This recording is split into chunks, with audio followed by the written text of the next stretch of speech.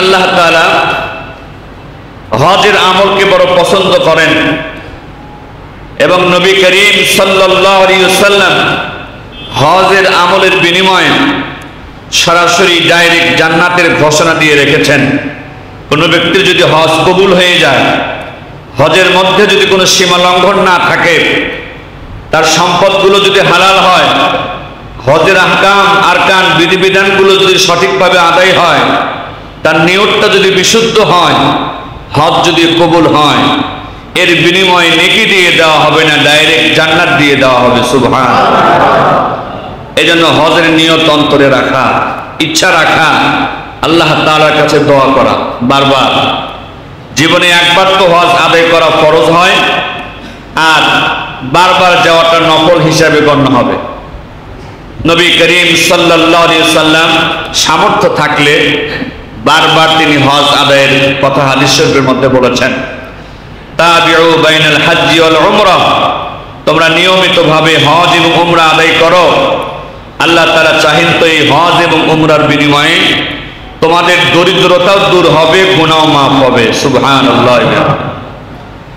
হজের এত ফজিলত, যার বিনিময়ে ডাইরেক্ট জান্নাত, আসলে কারণটা কি? আল্লাহ তাআলা মক্কা এবং মদিনায় কিছু জায়গার ব্যবস্থা করেছেন, কিছু স্থানের ব্যবস্থা করেছেন, যেখানকার মর্যাদা সম্মান পৃথিবীর আর কোথাও দান করা হয়নি। তার মধ্যে এক নাম্বার বরকতের জায়গা, কল্যাণের জায়গা, সওয়াবের জায়গা হলো খানায়ে কাবা, আল্লাহ তাআলার প্রথম ঘর বাইতুল্লাহ, মসজিদে হারাম। আল্লাহ তাআলা কোরআন কারীমের মধ্যে নিজে তার এই খানায়ে কাবার প্রশংসা করে আলোচনা করেছেন। বলুন না সুবহানাল্লাহ। আল্লাহ রাব্বুল আলামিন বলেন, ইন্না আউওয়ালা বাইতিন উদিআ লিন-নাসি লাল্লাযী বিবাক্কাতা মুবারাকাও ওয়া হুদাল লিল-আলামিন। আল্লাহ রাব্বুল আলামিন বলছেন, জগতের মানুষের জন্য, মানব সম্প্রদায়ের জন্য সর্বপ্রথম এই দুনিয়াতে যে ঘর নির্মাণ করা হয়েছে, এই ঘরটি মক্কা নগরীতে অবস্থিত। আর এই ঘর সাধারণ কোনো ঘর নয়, মক্কা নগরীতে অবস্থিত আমার এই খানায়ে কাবা সারা দুনিয়ার সবার জন্য, সকল মানুষের জন্য, সকল পশু পাখির জন্য, সব কিছুর জন্য আমার খানায়ে কাবা এটা হেদায়েতের ঘর এবং এটা বরকতের ঘর। সুবহানাল্লাহ। মায়ের নবী, দয়ার নবী, রহমতের নবী, বিশ্ব নবী জনাবে মুহাম্মদুর রাসূলুল্লাহর প্রতি সকলেই মহব্বতে পাঠ করে নিন সাল্লাল্লাহু আলাইহি ওয়াসাল্লাম। সম্মানিত মুসলিম কেরাম, হজের মাস চলছে। আমরা গত জুমা থেকে হজের আলোচনা শুনছি। আল্লাহ রাব্বুল আলামিন সামর্থ্যবান মুসলমান নর এবং নারীর উপরে হজের বিধান জীবনে একবার ফরজ করে দিয়েছেন। আল্লাহ তাআলার ঘরকে জিয়ারত করা, আরাফার ময়দানে অবস্থান করা এবং নবী করিম সাল্লাল্লাহু আলাইহি ওয়াসাল্লামের পবিত্র রওজায়ে মোবারক জিয়ারত করা, আরো বেশ কিছু আমলের মধ্যে দিয়ে একটি হজের কাজ সংগঠিত হয়। তো হজকে বলা হয় যৌগিক ইবাদত। হজের মধ্যে শারীরিকভাবেও পরিশ্রম করতে হয়, হজের মধ্যে টাকা পয়সাও ব্যয় করতে হয়। দুই ধরনের ইবাদত হজের মাধ্যমে সংগঠিত হয়, একটি দৈহিক ইবাদত, আরেকটি হলো আর্থিক ইবাদত। এবং যারা হজে গিয়েছেন মোটামুটি হজের কাজগুলোর মধ্যে যথেষ্ট পরিশ্রম করতে হয় এবং যেহেতু সারা বিশ্ব থেকে লক্ষ লক্ষ মুসলমান হজের জন্য হাজির হয়ে যান, সেখানে অনেক মানুষের ভিতরে চলাচলের ক্ষেত্রে কিছুটা অসুবিধার সৃষ্টি হবে, কষ্টের সৃষ্টি হবে, এটা তো স্বাভাবিক কথা। কিন্তু আল্লাহ রাব্বুল আলামিন বরকত দান করেছেন, অসংখ্য বরকত দান করেছেন। মক্কা মদিনা আসলে বরকতেরই জায়গা, রহমতেরই জায়গা, আল্লাহর ঘর সেখানে অবস্থিত। প্রিয় নবীজির রওজা মোবারক সেখানে আছে। আল্লাহ তাআলা অনেক বরকত সেখানে দান করেছেন। এজন্য আজ পর্যন্ত হজে গিয়ে মানুষ খাবার পায়নি, পানি পায়নি, জীবনযাপন অচল হয়ে গেছে, এরকম খবর আমরা কখনো শুনতে পাইনি। আল্লাহ তাআলা সেখানে অনেক বরকত দিয়ে রেখেছেন। লক্ষ লক্ষ মানুষ গেলেও যদি একটু মানুষের ভিড়ের যে কষ্ট, এই কষ্ট ছাড়া বাকি খানা পিনা যা যা প্রয়োজন খুব সহজেই সেখানে সেগুলো পাওয়া যায়। সেই ব্যবস্থাপনা আল্লাহ তাআলা সেখানে দান করেছেন। এবং দিনকে দিন সৌদি আরবের সরকারও মানুষের হজের কাজগুলোকে ওই দেশে সহজ করে দেওয়ার জন্য রাস্তাঘাটের বিষয়ে, পরিবহনের বিষয়ে তারাও অনেক গুরুত্বপূর্ণ পদক্ষেপ গ্রহণ করেছেন। তবে একটা বিষয় কষ্টের কারণ হয়ে দাঁড়িয়েছে, সেটি আমাদের মতো গরিব দেশের গরিব মুসলমানের জন্য হজের খরচ আগের তুলনায় অনেক বৃদ্ধি পেয়েছে। এটি শুধু হজের বেলায় নয়, আমাদের যে কোনো কাজকর্মের বেলাতেই খরচের পরিমাণটা বিগত 5 বছরের তুলনায় অনেক বেড়ে গিয়েছে। করোনাকালীন এই ঘটনার আগে এবং পরে বাজারঘাট, দ্রব্যমূল্য সবকিছুর মধ্যে অনেক পার্থক্য সৃষ্টি হয়েছে। এখানে কিছু আছে পরিস্থিতির কারণে, বাস্তবতার কারণে, আর কিছু আছে দুর্নীতিবাজদের দুর্নীতির কারণেও মানুষের কষ্টের পরিমাণ বেড়ে গিয়েছে। মানুষের গুনাহের কারণেও মানুষের কষ্টের পরিমাণ বেড়ে গিয়েছে। ওরা বলুন ঠিক কিনা? এজন্য গুনাহমুক্ত জীবন যাপনের চেষ্টা করা, নিজেও সৎ পথে চলা, অন্যদেরকেও সৎ পথের দিকে আহ্বান করা, নিজেও গুনাহকে ছেড়ে দেওয়া, নিজের আপনজন প্রতিবেশী তাদেরকেও গুনাহ ছেড়ে দেওয়ার জন্য দাওয়াত দেওয়া, এটি আমাদের জন্য একটা ফরজ আমল। আমরা যথাসাধ্য করার চেষ্টা করব ইনশাআল্লাহ। গত জুমায় আমরা আলোচনা শুনেছি আল্লাহ তাআলা হজের আমলকে বড় পছন্দ করেন এবং নবী করিম সাল্লাল্লাহু আলাইহি ওয়াসাল্লাম হজের আমলের বিনিময়ে সরাসরি ডাইরেক্ট জান্নাতের ঘোষণা দিয়ে রেখেছেন। কোনো ব্যক্তির যদি হজ কবুল হয়ে যায়, হজের মধ্যে যদি কোনো সীমা লঙ্ঘন না থাকে, তার সম্পদগুলো যদি হালাল হয়, হজের আহকাম আরকান বিধিবিধানগুলো যদি সঠিকভাবে আদায় হয়, তার নিয়তটা যদি বিশুদ্ধ হয়, হজ যদি কবুল হয়, এর বিনিময়ে নেকি দিয়ে দেওয়া হবে না, ডাইরেক্ট জান্নাত দিয়ে দেওয়া হবে। সুবহানাল্লাহ। এজন্য হজের নিয়ত অন্তরে রাখা, ইচ্ছা রাখা, আল্লাহ তাআলার কাছে দোয়া করা বারবার। জীবনে একবার তো হজ আদায় করা ফরজ হয়, আর বারবার যাওয়াটা নফল হিসাবে গণ্য হবে। নবী করিম সাল্লাল্লাহু আলাইহি ওয়াসাল্লাম সামর্থ্য থাকলে বারবার তিনি হজ আদায়ের কথা হাদিস শরীফের মধ্যে বলেছেন, তাবিউ বাইনাল হজ্জি ওয়াল উমরা, তোমরা নিয়মিতভাবে হজ এবং উমরা আদায় করো। আল্লাহ তাআলা চাহেন তো এই হজ এবং উমরার বিনিময়ে তোমাদের দরিদ্রতাও দূর হবে, গুনাহও মাফ হবে। সুবহানাল্লাহ। হজের এত ফজিলত, যার বিনিময়ে ডাইরেক্ট জান্নাত, আসলে কারণটা কি? আল্লাহ তাআলা মক্কা এবং মদিনায় কিছু জায়গার ব্যবস্থা করেছেন, কিছু স্থানের ব্যবস্থা করেছেন, যেখানকার মর্যাদা সম্মান পৃথিবীর আর কোথাও দান করা হয়নি। তার মধ্যে 1 নাম্বার বরকতের জায়গা, কল্যাণের জায়গা, সওয়াবের জায়গা হলো খানায়ে কাবা, আল্লাহ তাআলার প্রথম ঘর বাইতুল্লাহ, মসজিদে হারাম। আল্লাহ তাআলা কোরআন কারীমের মধ্যে নিজে তার এই খানায়ে কাবার প্রশংসা করে আলোচনা করেছেন। বলুন না সুবহানাল্লাহ। আল্লাহ রাব্বুল আলামিন বলেন, ইন্না আউওয়ালা বাইতিন উযিআ লিন-নাসি লাল্লাযী বিবাক্কাতা মুবারাকাও ওয়া হুদাল লিল-আলামিন। আল্লাহ রাব্বুল আলামিন বলছেন, জগতের মানুষের জন্য, মানব সম্প্রদায়ের জন্য সর্বপ্রথম এই দুনিয়াতে যে ঘর নির্মাণ করা হয়েছে, এই ঘরটি মক্কা নগরীতে অবস্থিত। আর এই ঘর সাধারণ কোনো ঘর নয়, মক্কা নগরীতে অবস্থিত আমার এই খানায়ে কাবা সারা দুনিয়ার সবার জন্য, সকল মানুষের জন্য, সকল পশু পাখির জন্য, সব কিছুর জন্য আমার খানায়ে কাবা এটা হেদায়েতের ঘর এবং এটা বরকতের ঘর। সুবহানাল্লাহ। খানায়ে কাবার 6টি বৈশিষ্ট্যের কথা, 6টি গুণাবলীর কথা, মর্যাদার কথা আল্লাহ তাআলা নিজে কোরআনে উল্লেখ করেছেন।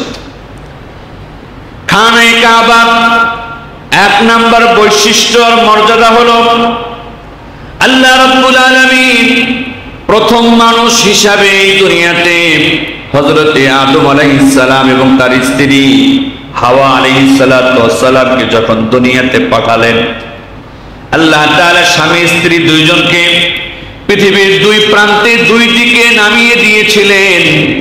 দীর্ঘ লম্বা সময়, বছরকে বছর দ্বারা চলতে চলতে চলতে চলতে তারা এক সময় মক্কা এই এরিয়াতে এসে তাদের দুইজনের সাক্ষাৎ হয়ে যায়, দেখা হয়ে যায়। সেই মাঠটার বর্তমান নাম আরাফার মাঠ, আরাফার ময়দান। হাজী সাহেবদেরকে সেখানে হাজির হতেই হবে, না হলে হজ হবে না। এই আরাফার ময়দানের নাম আরাফা রাখার পিছনে কারণ হলো আরাফা শব্দের অর্থই হলো পরিচয় লাভ করা, মিলিত হওয়া, একসাথে হওয়া, একত্রিত হওয়া, সাক্ষাৎ করা। তো যেহেতু হযরত আদম এবং মা হাওয়া আলাইহিস সালাম পৃথিবীর দুই প্রান্তে থেকে ঘুরতে ঘুরতে ঘুরতে ঘুরতে পৃথিবীর যেই জায়গায় তারা আবার একত্রিত হয়েছিলেন, মিলিত হয়েছিলেন, সাক্ষাৎ হয়েছিল, ওই জায়গাটা হলো সৌদি আরবের মক্কা নগরীর আরাফার ময়দান। সুবহানাল্লাহ। যেহেতু ওই দিন ওই জায়গায় দুইজন এক জায়গায় হয়েছিলেন, আদম এবং হাওয়া, এত বছর পর দেখা, এরপরও দুইজন একে অপরকে চিনতে পেরেছিলেন। এই জন্য মিলিত হওয়া, একত্রিত হওয়া, একে অপরকে চেনা জানা, এই শব্দগুলো, এই অর্থগুলো বোঝানো হয় আরাফা শব্দ দিয়ে। এই জন্য ওই স্মৃতিকে, আদম এবং হাওয়া আলাইহিস সালামের স্মৃতিকে ধরে রাখার জন্য এই মাঠের নামটাই হয়ে গেছে আরাফার মাঠ, মিলিত হওয়ার মাঠ, পরিচিত হওয়ার মাঠ। হজের মৌসুমে সারা বিশ্বের ধনী দেশের, গরিব দেশের, ফর্সা চেহারার, কালো চেহারা, লম্বা মানুষ, খাটো মানুষ, সব দেশের, সব বর্ণ, সব চেহারা মানুষগুলোকে আল্লাহ তাআলা হজের ওসিলায় ওই মাঠটাতে এক জায়গায় দাঁড় করায়া দেন। সুবহানাল্লাহ। হযরতে আদম এবং মা হাওয়া আলাইহিস সালাম যখন দুইজন একসাথে মিলিত হলেন, দীর্ঘ লম্বা সময়ের পর দেখা হলো, সাক্ষাৎ হলো। স্বামী স্ত্রী এক জায়গায় যখন হলেন, থাকার জন্য তো একটা ঘর বানানো দরকার, না হলে দুইজন কিভাবে থাকবেন, কোথায় থাকবেন? থাকার জন্য ঘর বানানো দরকার। আবার যেহেতু তারা আল্লাহর গোলাম, আল্লাহর বান্দা, আল্লাহর বান্দি, আল্লাহর ইবাদতের জন্য তো ঘর বানানো দরকার। হযরতে আদম এবং হাওয়া আলাইহিস সালামকে আল্লাহ তাআলা খানায়ে কাবার জায়গাটা, নির্দিষ্ট এরিয়াটা জানায় দিলেন, দেখায় দিলেন। কারণ যেই জায়গায় খানায়ে কাবা নির্মিত হয়েছে, এই জায়গার সোজা সপ্তম আসমানের উপরে বাইতুল মামুর নামে ফেরেশতাদের একটা মসজিদ আছে। সুবহানাল্লাহ। মানুষ খানায়ে কাবা বানাবার আগে থেকেই, খানায়ে কাবা তওয়াফ করার আগে থেকেই আল্লাহ তাআলা খানায়ে কাবার ওই জায়গাটাকে ফেরেশতাদের মাধ্যমে বছরকে বছর ধরে আল্লাহ তাআলা তওয়াফ করিয়েছেন। সুবহানাল্লাহ। জায়গাটা আগে থেকেই নির্ধারিত, আল্লাহ তাআলার পক্ষ থেকে নির্ধারিত, পছন্দকৃত। ওই জায়গার ব্যাপারে অবগত হওয়ার পর হযরতে আদম এবং হাওয়া আলাইহিস সালাম দুইজন মিলে নিজেদের থাকার ঘর বানাবার আগে আল্লাহর ঘর খানায়ে কাবা বানায় নিলেন। থাকার ঘরের আগে ইবাদতের ঘর বানালেন। হযরত জিবরাইল আমিন দুনিয়াতে আগমন করলেন। হযরত আদমকে ডাক দিয়ে বলেন, আনতা আউয়ালুন নাস, ওগো আদম আলাইহিস সালাম, আপনি হলেন সর্বপ্রথম মানুষ। আর ইন্না আউয়ালা বাইতিউ বুদিয়া লিন-নাস, আর যে ঘরটা আপনারা বানালেন কাবা ঘর দুনিয়ার মানুষের জন্য, এই ঘরটাই সর্বপ্রথম ঘর। এই ঘরের আগে দুনিয়ার জমিনে কোথাও আর কোনো ঘর বানানো হয় নাই। এজন্য খানায়ে কাবার এক নাম্বার বৈশিষ্ট্যর মর্যাদা হলো এই পৃথিবীর সর্বপ্রথম ঘরের নাম কি? কাবা ঘর। এই পৃথিবীর সর্বপ্রথম ঘরের নাম কি? তাহলে যিনি এক নম্বরে থাকেন তার একটা আলাদা দাম আর মর্যাদা আছে কি নাই? দুনিয়ার সকল ঘরের বিচারে এক নাম্বার ঘর হলো কাবা ঘর। ঘরের দিক থেকে কাবা ঘর রয়েছে এক নাম্বারের তালিকায়। আর যদি জায়গার হিসাব করা হয়, খানায়ে কাবা যেই জায়গায় নির্মাণ করা হয়েছে, যদি খানায়ে কাবা থেকে পৃথিবীর উত্তর দিকে, দক্ষিণ দিকে, পশ্চিম দিকে, পূর্ব দিকে যদি জমিনটা মাপ দেওয়া হয়, জরিপ করা হয়, পৃথিবীবাসী হিসাব নিকাশ করে দেখেছে সারা পৃথিবীর যেই জায়গা থেকে বিশ্বকে মাপ দেওয়া হোক না কেন, পরিমাপ করা হোক না কেন, চতুর্দিক থেকে বিশ্বের একেবারে মধ্যের জায়গাটা হলো খানায়ে কাবার জায়গা। একেবারে মিডল, মধ্য। তো দেশের ভিতরে সব থেকে দামি শহর হলো রাজধানী শহর, ক্যাপিটাল সিটি। রাজধানী শহর হলো একটা দেশের ভিতরে সব থেকে দামি শহর, মর্যাদার শহর। কাবা ঘর, ঘরের দিক থেকে পৃথিবীর এক নাম্বার ঘর। কাবা ঘরের এরিয়া পৃথিবীর রাজধানী এরিয়া। সুবহানাল্লাহ, পৃথিবীর মিডল এরিয়া। মুসলমান ভাইরে আমার, কাবা ঘরের দুই নাম্বার মর্যাদার কথা আল্লাহ রাব্বুল আলামিন উল্লেখ করেছেন, ওয়াহুদাল লিল আলামিন। খানায়ে কাবা সাধারণ কোনো ঘর নয়। দুনিয়াতে যদি খানায়ে কাবার থেকেও অনেক বেশি খরচ করে কোনো ঘর নির্মাণ করা হয়, এমনকি বর্তমান বিশ্বের সুপার পাওয়ার ক্ষমতার মালিক আমেরিকার প্রেসিডেন্টকে সব থেকে দামি প্রেসিডেন্ট ধরা হয়, বিশ্বের মানুষের হিসাবে পাওয়ারফুল প্রেসিডেন্ট হিসাবে আমেরিকার প্রেসিডেন্টকে ধরা হয়। তিনি যেই ঘরটাতে অবস্থান করেন, ঘরটাকে হোয়াইট হাউস বলা হয়। একেবারে সাদা কালারের সাদা ঘর। এই ঘরটাকেও অনেক দামি দামি পাথর দিয়ে, দামি দামি আসবাবপত্র দিয়ে ঘরটাকে নির্মাণ করা হয়েছে। দুনিয়ার সব থেকে দামি প্রেসিডেন্ট যেই ঘরের মধ্যে থাকে, এইরকম হোয়াইট হাউস একটা দুইটা নয়, হাজারো কোটি কোটি হোয়াইট হাউসকে যদি এক জায়গায় করা হয়, আল্লাহর কাবা ঘরের একটা ইটের সমান দামও হবে না। আল্লাহ তাআলা তার ঘরটাকে এমন সম্মান দিয়েছেন, পৃথিবীর প্রথম ঘর।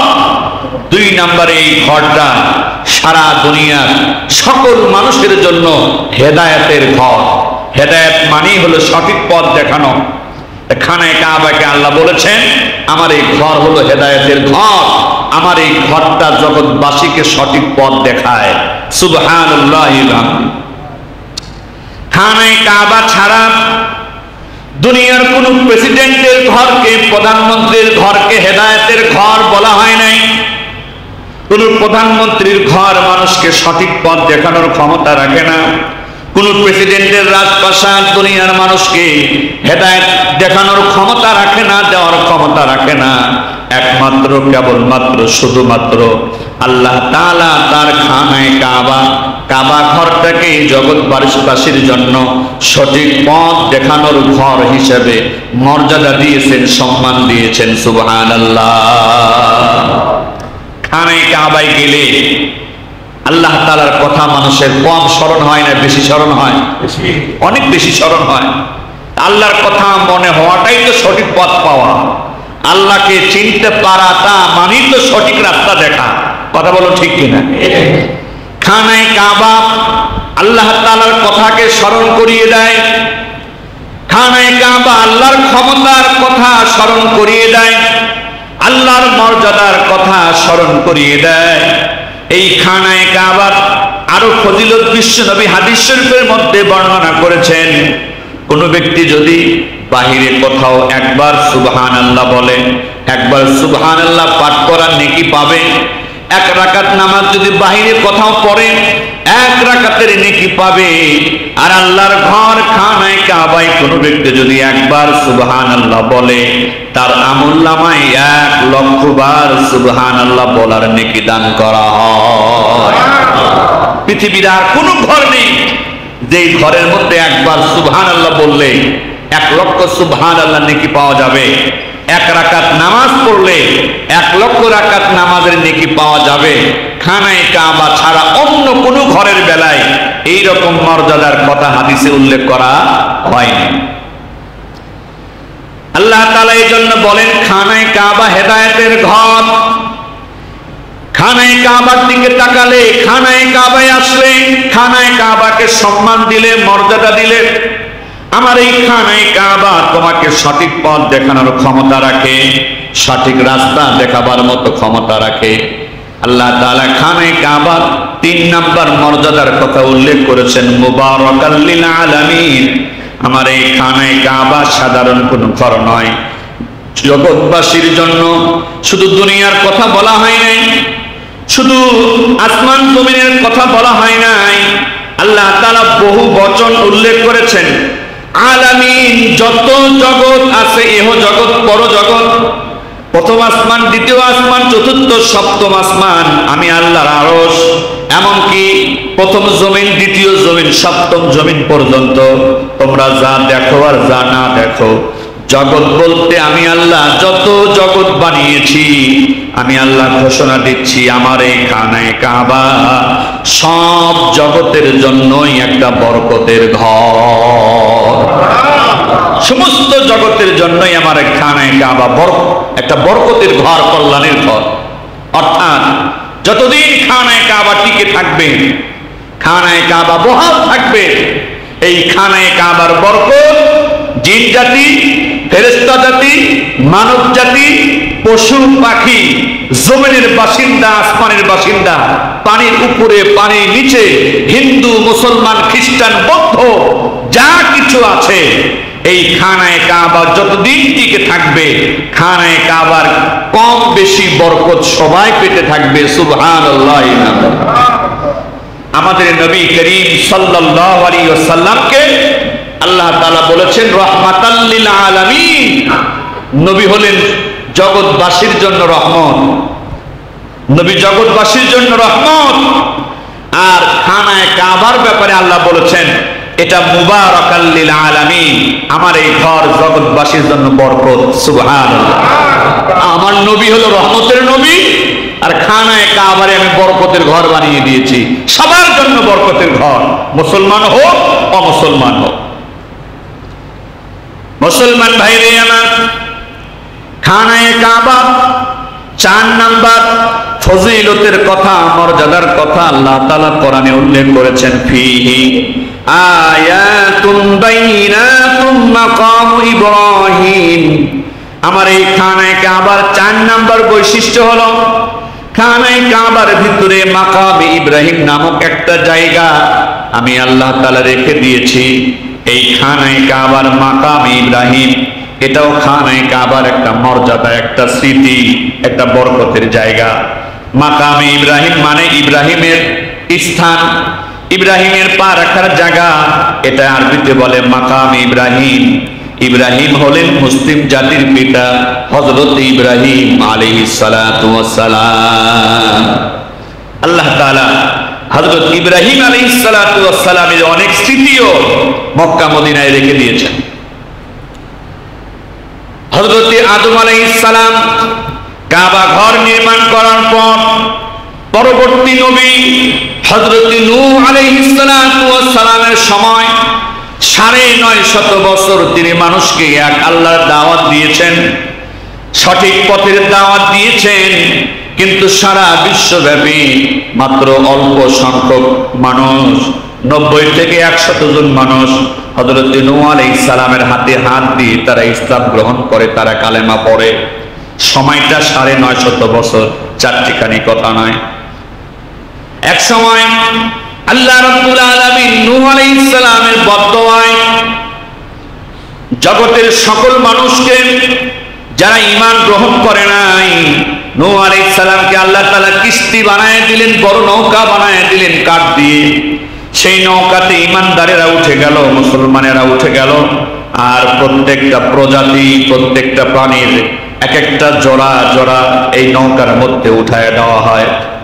এই নৌকার মধ্যে উঠা ছাড়া বাকি দুনিয়াতে যা কিছু ছিল, পাহাড় পর্বত, গাছপালা, পশু পাখি, মানুষও, আল্লাহ তাআলা প্রায় 6 মাস যাবত একাধারে মুষলধারায় আসমান থেকে বৃষ্টি বর্ষণ করেন, আবার জমিনের নিচ থেকেও পানি উতলিয়ে উঠতে থাকে 6 মাস পর্যন্ত। এমন ভয়াবহ মহাপ্লাবন, মহাবন্যা হয়েছিল, পৃথিবীর কোন প্রান্তে একটা গাছ, একটা পাহাড় পর্বত, কোনো কিছুই পানিতে ডুবে যাওয়া বাদ ছিল না। এই ভয়াবহ মহাপ্লাবনে পৃথিবীর সব কিছু ধ্বংস হয়ে যায়। ওই সময় খানে কাবার দেওয়ালগুলো পানির ধাক্কায় বা পানির ইয়াতে, স্রোতে, সেগুলো অনেক কিছু নিশ্চিহ্ন হয়ে যায়। পরবর্তীতে মুসলিম জাতির পিতা হযরত ইব্রাহিম আলাইহিস সালাতু ওয়াস সালামকে আল্লাহ তাআলা খানে কাবার ওই জায়গাটা আবার দেখায়া দেন। সুবহানাল্লাহি ওয়া বিহামদিহি। এটিও আল্লাহ তাআলা কোরআনে উল্লেখ করেছেন।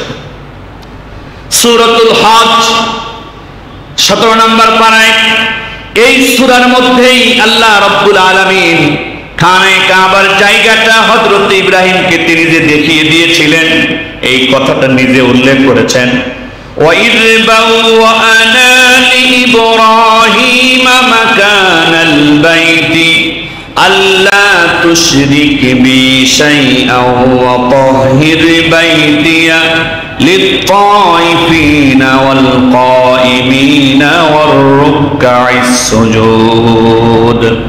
আল্লাহ তাআলা বলেন, আমাদের নবীকে লক্ষ্য করে, হাবিব আমার, দোস্ত আমার, আপনি স্মরণ করুন ওই সময়কে, যেই সময়ে আমি ইব্রাহিমকে খানে কাবার জায়গাটা, এলাকাটা দেখিয়ে দিলাম, নির্ধারণ করে দিলাম। খানে কাবার জায়গাটা দেখিয়ে দেওয়ার পরে আমি ইব্রাহিমকে বলে দিলাম, ইব্রাহিম, কখনো আমার সাথে অন্য কাউকে শরীক করতে পারবা না, আর আমার এই ঘরটাকে পবিত্র রাখবা তওয়াফকারীদের জন্য, রুকু সেজদাকারীদের জন্য, নামাজ কায়েমকারীদের জন্য। সুবহানাল্লাহ।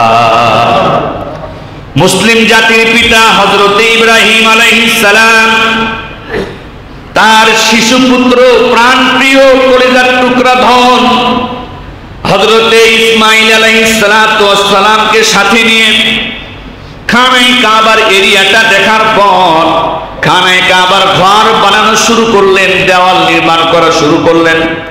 কিভাবে দেওয়াল নির্মাণ করবেন?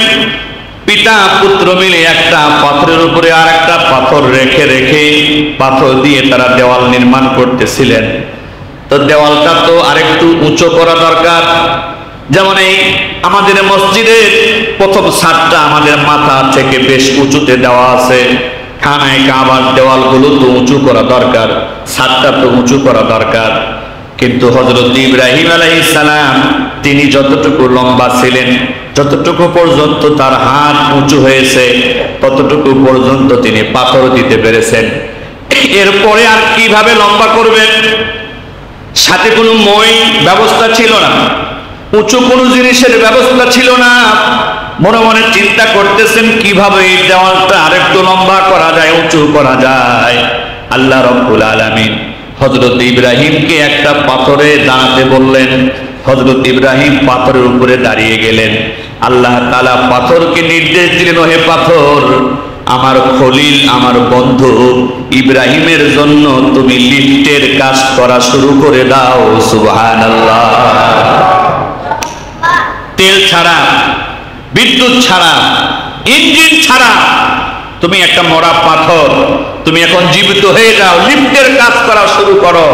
আমার দোস্ত, আমার বন্ধু ইব্রাহিম যখন উপরে উঠতে চায় তুমি তাকে উপরে উঠে নিবা, যখন নামতে চায় তারে নামায় দিবা। সুবহানাল্লাহ। এই পাথরটার উপরে পা রেখে হযরত ইব্রাহিম আলাইহিস সালাম খানায়ে কাবার বাকি নির্মাণ কাজ শেষ করে দিলেন। আল্লাহ তাআলা খুশি হয়ে হযরত ইব্রাহিম যে কাবা ঘর নির্মাণ করেছেন এই স্মৃতিটাকে স্মরণীয় করে রাখার জন্য, জগৎবাসীর কাছে এটাকে ধরে রাখার জন্য আল্লাহ তাআলা ওই শক্ত পাথরের ভিতরে হযরত ইব্রাহিমের পায়ের চিহ্নটা তিনি এঁকে দিলেন। সুবহানাল্লাহ। আমরা যখন বালুর মধ্যে হাঁটি অথবা নরম মাটির মধ্যে হাঁটাচলা করি আমাদের পায়ের দাগ পড়ে যায় কি যায় না? আল্লাহ তাআলা শক্ত পাথরের ভিতরে, পাথরের উপরে নিজে আদেশ করে ইব্রাহিম আলাইহিস সালামের পায়ের পদচিহ্নটাকে তিনি বসায় দিলেন চিরদিনের জন্য, কিয়ামত পর্যন্ত। সুবহানাল্লাহ। এজন্য আল্লাহ তাআলা বলেন এই মাকামে ইব্রাহিম, এটাও আমার কাবা ঘরের একটা বৈশিষ্ট্য, স্মৃতিচিহ্ন। এই জন্য হাজী সাহেবগণ সেখানে গিয়ে তারাও 2 রাকাত নফল নামাজ সেখানে তারা আদায় করে থাকেন। আল্লাহ রাব্বুল আলামিন বলেন আমার এই কাবা ঘরের 5 নাম্বার মর্যাদার বৈশিষ্ট্য হলো ওমান দাখালাহু কানা আমিনা। পৃথিবীর ভিতরে আমার এই খানায় কাবার মতো দামি যেমন কোনো জায়গা নাই, আমার এই খানায় কাবার এলাকার মতো নিরাপদ আর কোন জায়গা পৃথিবীর কোথাও নাই। সুবহানাল্লাহ। ওমান দাখালাহু কানা আমিনা। আমি আল্লাহ আইন করে দিলাম, বিধান জারি করে দিলাম, ডিগ্রি জারি করে দিলাম, ততদিন পর্যন্ত আমার এই খানায় কাবার এরিয়া এই পৃথিবীর জমিনে বহাল থাকবে। খানায় কাবার এরিয়ার মধ্যে মানুষ মারা তো দূরের কথা, খানায় কাবার এরিয়ার মধ্যে পশু পাখি যা কিছু আসুক, খানায় কাবার এরিয়ার মধ্যে কাউকেই হত্যাও করা যাবে না, কষ্ট দেওয়া যাবে না। সুবহানাল্লাহ। এই জন্য খানায় কাবার এরিয়ার মধ্যে আপনার গায়ে যদি কোনো মশাও পড়ে আপনি মারতে পারবেন না। আপনি যে কোনো যা কিছু দেখেন খানায় কাবার এরিয়ার মধ্যে যে কোনো পশু পাখি যাই হোক, মানুষ হোক, কাউকেই সেখানে হত্যা করার কোনো অনুমতি দান করা হয়নি। অর্থাৎ পৃথিবীতে আর কোনো জায়গায় এরকম নাই, সেটা প্রধানমন্ত্রীর বাসভবন, প্রেসিডেন্টের রাজপ্রাসাদ, পুলিশ প্রধানের ঘর, ক্যান্টনমেন্ট যাই হোক, পৃথিবীতে আর এইরকম কোন এরিয়া নাই যেই এরিয়ায় মশা মাছি পর্যন্ত মারা নিষিদ্ধ। আছে কোনো জায়গা? এই জন্য খানায়ে কাবা সব থেকে মর্যাদার ঘর, খানায়ে কাবার এরিয়াটা সব থেকে নিরাপদ এলাকা। সুবহানাল্লাহ। 6 নাম্বার মর্যাদার কথা, আলান নাসি হিজ্জুল বাইতি মান ইসতাতা ইলাইহি সাবিলা। খানায়ে কাবার 6 নাম্বার মর্যাদা হলো খানায়ে কাবার জিয়ারত করা, তওয়াফ করা, খানায়ে কাবার হজ করাকে সামর্থ্যবান ব্যক্তিদের উপরে আমি আল্লাহ ফরজ করে দিয়েছি, বাধ্যতামূলক করে দিয়েছি। যার সামর্থ্য আছে জীবনে একবারের জন্য হইলেও আমার এই কাবা ঘরে আসাটা তার জন্য আমি ফরজ করে দিয়েছি। কাবা ঘর ছাড়া আর পৃথিবীর এমন কোনো ঘর নাই যেই ঘরে যাওয়াটা আমাদের জন্য ফরজ করা হয়েছে। কোনো ঘরে যাওয়া ফরজ করা হয়নি, কোনো ঘরে যাওয়া ওয়াজিব করা হয়নি। শুধুমাত্র কেবলমাত্র পৃথিবীর একটা মাত্র ঘর যেই ঘরে যাওয়া সামর্থ্যবান ব্যক্তিদের ফরজ করে দেওয়া হয়েছে। সুবহানাল্লাহ। এই খানায়ে কাবার 6টা মর্যাদার কথা, বৈশিষ্ট্যের কথা আল্লাহ নিজে উল্লেখ করেছেন। বাকি হাদিসে তো আরো অনেক কথা আছে, অনেক বর্ণনা আছে। এই খানায়ে কাবার মর্যাদা এত বেশি, আল্লাহ রাসূল বলেন প্রত্যেক দিন 120টা রহমত নাজিল হয় খানায়ে কাবার উপরে। যারা তওয়াফ করে তারা পায় 60টা রহমত, যারা নামাজ আদায় করে খানায়ে কাবায় তারা পায় 40টা রহমত, যারা তওয়াফও করে নাই, নামাজও পড়ে নাই, শুধু তাকায় তাকায় খানায়ে কাবাকে দেখেছে, তারাও 20টি রহমত প্রাপ্ত হয়। সুবহানাল্লাহ। ওই ঘরে তোয়াফ করলেও নেকি, নামাজ পড়লেও নেকি, ঘরটার দিকে তাকায় থাকলেও নেকি। সুবহানাল্লাহ। আমাদের ইচ্ছা আছে তো ইনশাআল্লাহ, নামাজ পড়ে পড়ে দোয়া করবো তো ইনশাআল্লাহ। আল্লাহ যেন মৃত্যুর আগে একবারের জন্য হইলেও এই ঘরটাতে আমাদেরকে নিয়ে যায়, সকলে বলি আমিন। এখন জিলহজ মাস শুরু হবে আজকে সন্ধ্যা থেকেই।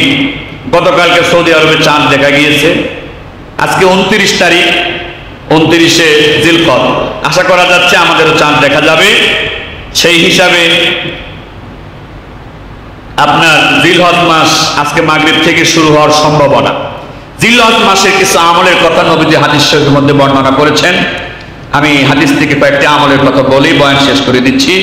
আল্লাহ রাসূল হাদিস শরীফের মধ্যে বলেন, মা মিন আইয়ামিন আল আমালুস সালিহু ফিহা আহাব্বু ইলাল্লাহি আযজা ওয়া জাল্লা মিন হাযিহিল আইয়ামি ইয়ানি আইয়ামাল আশরি। আল্লাহ রাসূল বলেন, জিলহজ মাসের এই 10টা দিন আল্লাহর কাছে এত প্রিয়, এই 10টা দিনের আমল এত পছন্দনীয়, সারা বছরে অন্য কোন দিনের আমল আল্লাহর কাছে এত পছন্দনীয় নয়। সুবহানাল্লাহ। সাহাবীরা জিজ্ঞাসা করলেন, ইয়া রাসূলুল্লাহ, আল্লাহর পথে জিহাদ করা তো অনেক বড় আমল, জিহাদের আমলটাও কি জিলহজ মাসের 10 দিনের আমলের সমান নয়? আল্লাহ রাসূল বলেন যে না না, জিহাদের আমলের চাইতেও জিলহজ মাসের 10 দিনের আমলের মূল্য বেশি। তবে কোন ব্যক্তি যদি একবার জিহাদে যাওয়ার পরে শহীদ হয়ে যায়, যদি আর ফিরে আসতে না পারে, তাহলে তার মর্যাদা আল্লাহর কাছে বেশি। সুবহানাল্লাহ। অন্য একটি হাদিসে আল্লাহ রাসূল বলেন, জিলহজ মাসের প্রথম এই 10 দিনের 9 দিন পর্যন্ত রোজা রাখা যায়। 10 নম্বর দিনে তো ঈদ, রোজা রাখা নিষেধ। এই 9 দিন আর 8 দিন পর্যন্ত বলা হয়েছে জিলহজ মাসের 8 দিনের একটা রোজা একটা বছরের রোজার সমান হয়ে যায়। সুবহানাল্লাহ। একটা রোজা একটা বছরের সমান হয়ে যায়, এবং একটা রাতের মর্যাদা একেবারে সবে কদরের মর্যাদার সমান হয়ে যায়। সুবহানাল্লাহ। প্রত্যেকটা দিন একটা রোজা একটা বছরের রোজার সমান।